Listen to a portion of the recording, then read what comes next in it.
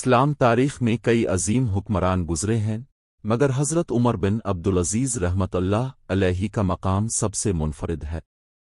ایک ایسا خلیفہ جس نے عدل، سادگی اور خدا خوفی کو اپنی پہچان بنایا۔ آج کی ویڈیو میں ہم آپ کو حضرت عمر بن عبدالعزیز کی زندگی کا ایک ایسا واقعہ سنانے جا رہے ہیں جو ان کی عاجزی اور انصاف پسندی کی زندہ مثال ہے۔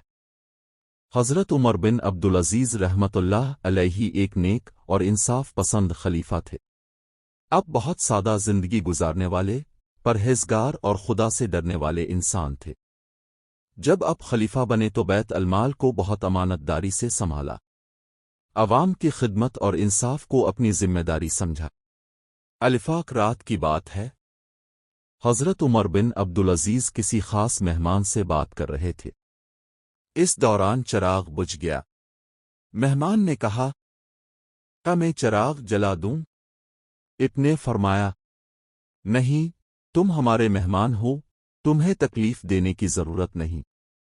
خادم نے کہا، تو پھر مجھے اجازت دیں کہ میں چراغ جلا دوں۔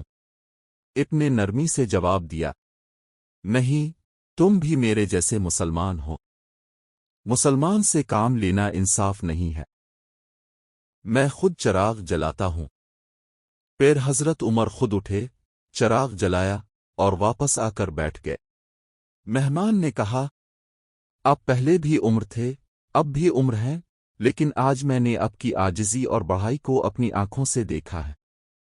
حضرت عمر بن عبدالعزیز کا یہ واقعہ ہمیں سکھاتا ہے کہ اقتدار کے باوجود عاجزی اختیار کرنا، دوسروں کا احترام کرنا اور انصاف کے تقاضے پورے کرنا ایک سچے مسلمان کی پہچان ہے۔ اگر آپ کو یہ واقعہ پسند آیا ہو تو ویڈیو کو لائک اور شیئر ضرور کریں، اور مزید اسلامی واقعات کے لیے ہمارے چینل کو سبسکرائب کرنا نہ بھولیں۔